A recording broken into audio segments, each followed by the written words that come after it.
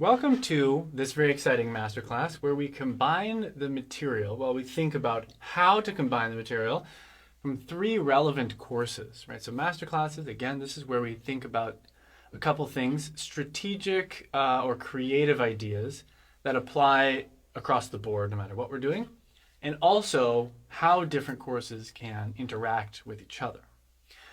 So the courses that we're going to talk about in this masterclass are the inverted doubles as flow grooves course, the 16 invisible rhythms as flow grooves course or as grooves course, and the drum and bass course.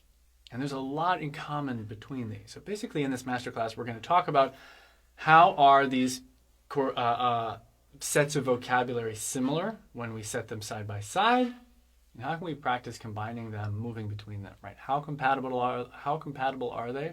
And where can we start for leveraging this? Because these are really exciting steps. So when, a lot of times the way we do these courses is we build what we could call a subset of vocabulary, right? So we set constraints, we learn a melodic strategy, and then we build variation on top of it.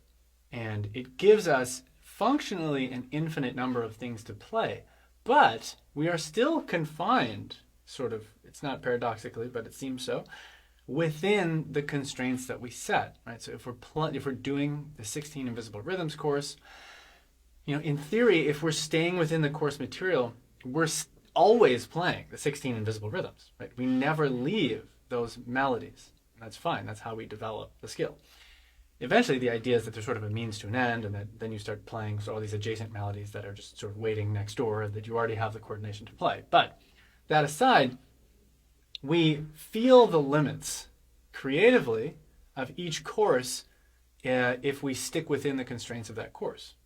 So the reason these masterclasses, and especially these moments where we get to combine 2 courses, but in this case 3, are so exciting is that this is where you get kind of an exponential growth of what is possible creatively.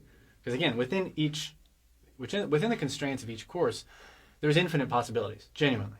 But when you bring them together, it starts to become such a vast horizon of creative options that it really feels, this is where things start to really feel like you are opening the faucet and you might be surprised with your own playing, right? You might be watching the show going, wow, like I didn't know all this was in me actually, right? I've been playing this game and then playing this game and then going to play this game.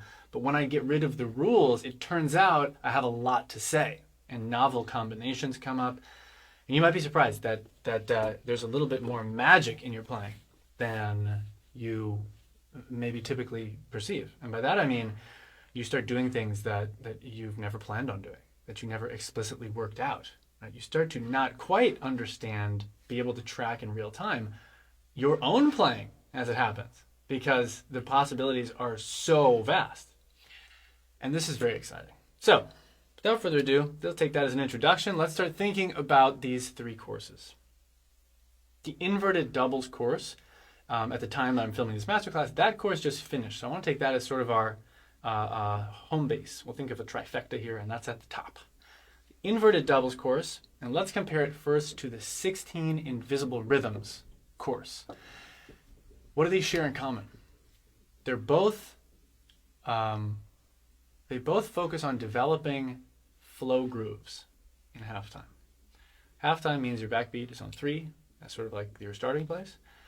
And flow grooves is when you are improvising with your hands,